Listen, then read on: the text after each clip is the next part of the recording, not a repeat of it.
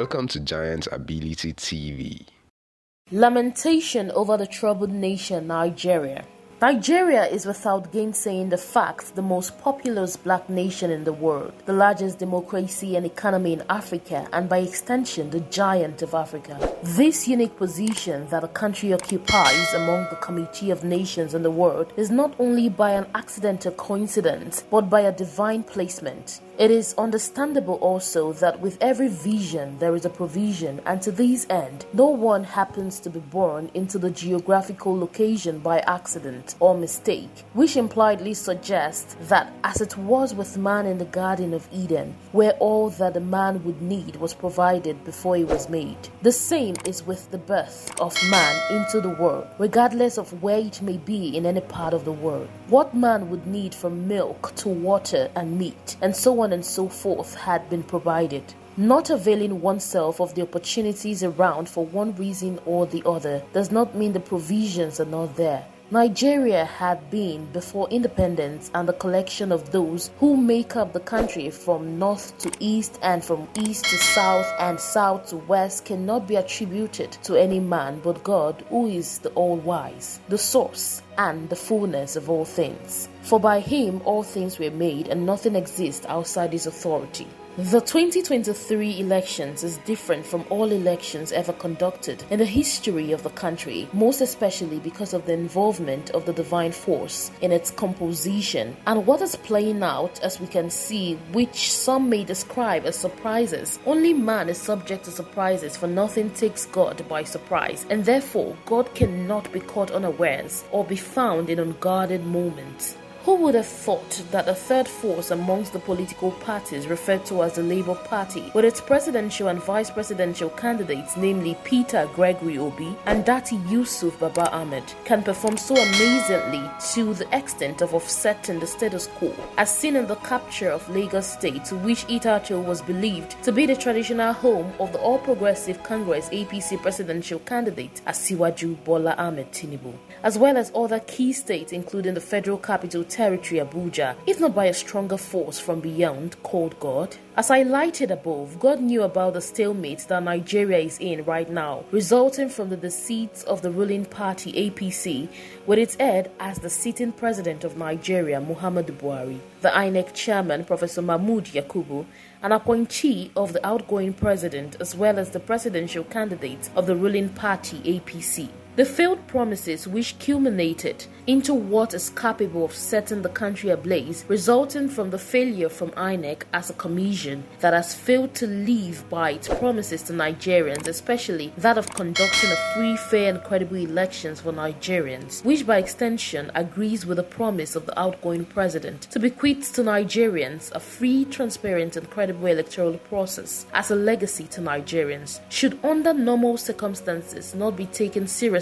if Nigerians were not forgetful and gullible, especially after all that they have suffered in the hands of the ruling party APC and under the watch of President Muhammadu Buhari since 2015. But Nigerians, being what we are, trusting and easygoing as well as forgiving, otherwise adequate preparations would have been made to serve as shock absorbers for the emotional, spiritual and physical pains that we are subjected to by the conduct of the 2023 presidential elections. Recall that when the Naira notes in the denominations of 200, 500 and 1000 were redesigned by the Central Bank of Nigeria (CBN) in January, shortly before the commencement of the election, with the consent and approval of the president, every Nigerian was made to believe that it was done to curb vote buying and in favor of Nigerians. This belief was further magnified by the insinuation made by the chieftains of the APC, especially its presidential candidates, an action that led some governors from the state of the ruling party to approach the court. This is politically mature and perceptive Nigerians was realized as diversionary by the ruling party to create an impression that made it possible for the presidential candidate to cunningly disassociate himself from the atrocities and failures of his party and to deceive Nigerians. Now you know very well that the action was premeditated and well calculated, for definitely they had done all the vote buying prior to that action.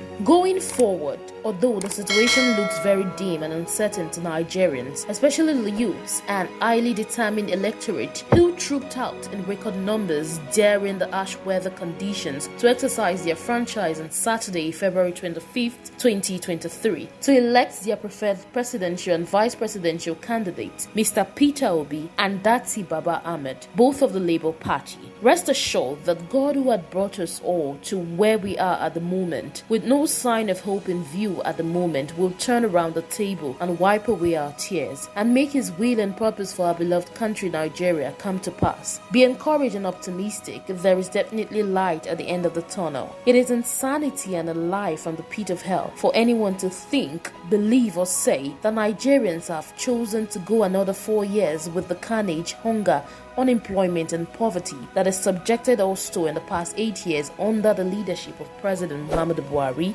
of the ruling party APC by voting for the continuation of this evil. It is wise to pause an election rather than truncate the country's nascent democracy. Bear in mind also that where peaceful change is made possible, violent reactions become inevitable. We don't pray for the latter, but to avoid that, justice must not only be done but must be seen as done. Nigerians should remain calm and resolute, but this injustice must be resisted using all constitutional means that will guarantee for us the continuation of the country and the only one that we can call our own, Nigeria. We pray for peace and the unity of the country, but this prayer cannot be answered without justice. God bless Nigerian youth, whose time has come. This election, as you know, did not meet the minimum standard expected of a free, transparent, credible, fair election. It will go down as one of the most controversial elections ever conducted in Nigeria. The good and hard-working people of Nigeria have again been robbed by our supposed leaders whom they trusted. However, let me humbly and most respectfully appeal to all Nigerians to remain peaceful, law-abiding, and conduct themselves in most responsible manner. Please be assured that Dati and I, and indeed all of us, this is not the end, but the beginning of the journey for a birth of new Nigeria.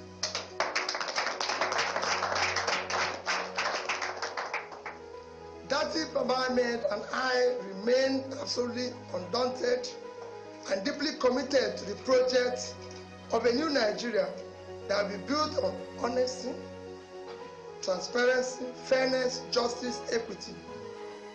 All the above starts with the process. The process through which people come into office is far more fundamental, more important than what they do thereafter. It is my belief, and I've maintained so consistently, that if you must answer His Excellency, the process through which you arrive to office must be excellent.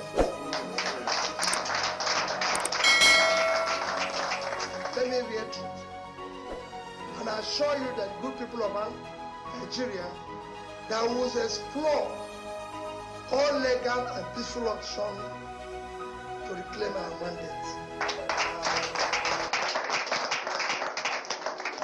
We won the election, and we will prove it to Nigerians. Thank you for watching.